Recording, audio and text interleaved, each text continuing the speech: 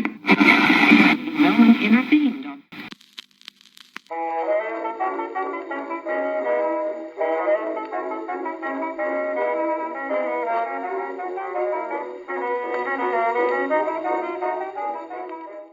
Hello, listeners of Jacqui Just Chatters. This is your hostess, Jacqui Lentz. This is my ongoing bonus mini-cast murder mystery serial. Each week brings a fresh letter in this cozy tale of murder. If you have not listened before, you are going to want to find letter number 1 and begin there. I hope you enjoy. To Silence a Scandalmonger, Murder in an English Village. Welcome to another installment of this audio drama. Play along as you step into the role of one Gwen Armstrong, who is living in 1951 Oxford, England, and is in the final months of earning her bachelor's degree in history from St. Hugh's. Your post is full of regular letters from your Aunt Ivy and other occupants of the charming village of Upper Stock Green. On the surface, it seems a serene picture of stone cottages, beautiful green countrysides, and charitable neighbors. But underneath, in the darkness, a sinful world hides, and the shadow beats the heart of a murderer.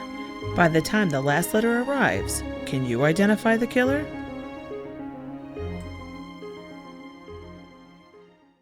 Previously, on To Silence a Scandalmonger, we learned that Miss Brooke Turner, originally Rebecca Harrison, was in Brighton in 1939 for her honeymoon with her new husband John.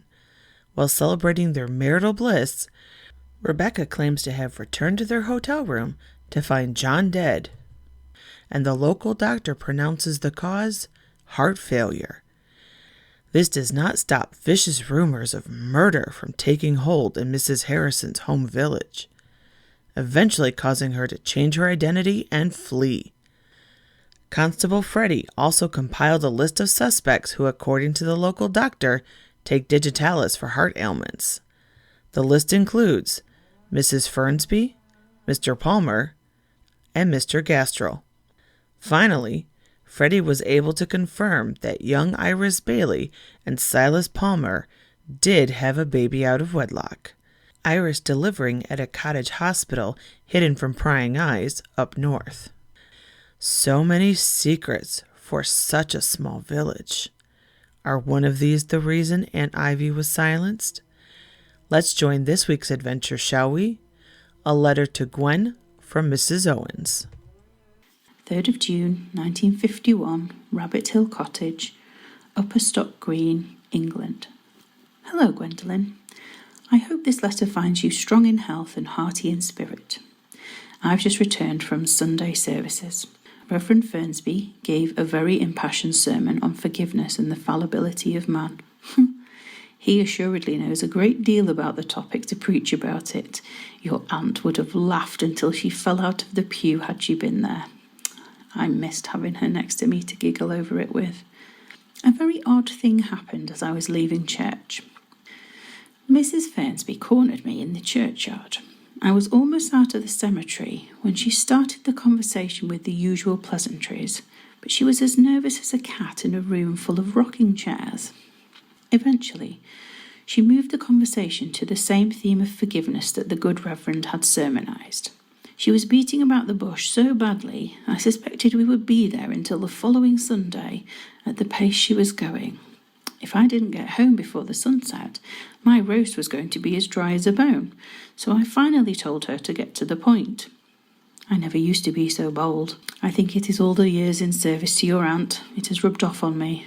I'm not sure if it's a good thing or not. I used to be such a mild-mannered girl. Her point was infidelity.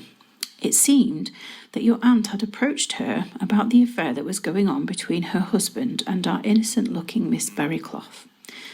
I still have a hard time seeing Ada as an adulteress. She always has been so kind and generous.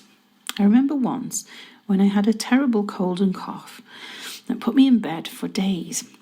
Well, Ada mixed together this concoction of herbs and flowers and tea for me to drink. She knows all about these traditional ways, doesn't she? She came over and brewed them up all day for me. The next day I was feeling like a new person. You just don't imagine someone as nice as that having an affair. but I saw her and the vicar in a lover's embrace myself. I shared my observations with your aunt. Now, Ivy, being the bold one, confronted Mrs. Fernsby over her husband's behaviour. It was unseemly to have the minister of a community behaving in such a manner, and him supposed to be a role model and the like. Your aunt threatened if the affair didn't stop, she was going to write to the bishop and tell him what was going on here in Upper Stock Green. Mrs. Fernsby wanted to assure me that she had talked to her husband. The Reverend did call it off with Miss Berrycloth. In fact, he did it the very day your aunt passed. Mrs. Fernsby wished for me to be aware of all of this in case I was thinking of making good on Ivy's threat. I promised her that I believed her word and I would not be writing to the bishop.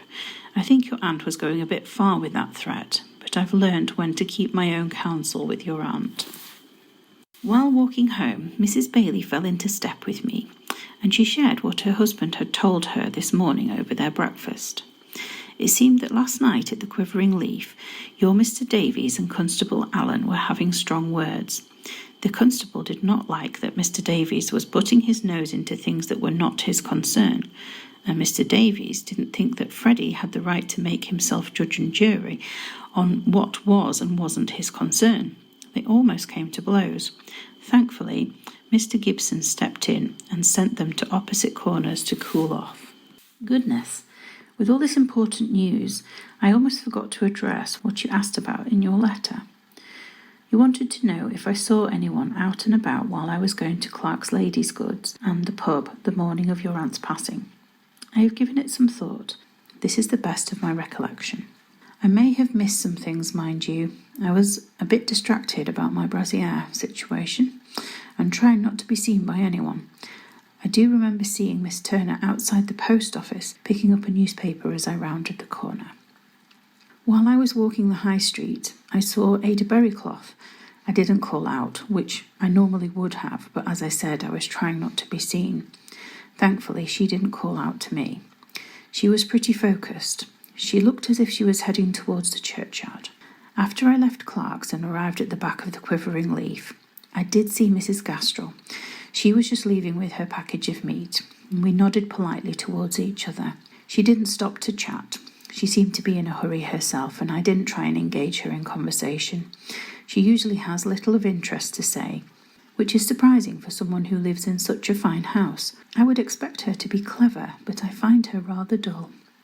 I did not see anyone coming or going from Rabbit Hill Cottage, but I was gone for about an hour. I hope this is helpful. As I reread what I have written, I can't imagine I saw anything important. Your aunt had been planning a party to celebrate you earning your degree. Just some cake and sandwiches, mind you. She wanted to invite the usual villagers over. Would you still like to do something like that? Let me know. I can arrange it all. Though perhaps it would be best if you only invited Constable Allen or Mr. Davies, given their behaviour at the pub. Everyone is wishing you well. Sincerely, Mrs. Morgan Owens. Come back in a week for Gwen's next letter as we work closer to solving who silenced the Scandalmonger. Have any suspects, speculations, or insights? Head over to my Facebook author page and share your theories. You can find the link in the description. This podcast was written by Jacqui Lentz, narrated by Jacqui Lentz. Mrs. Owens, voiced by Louise Colley.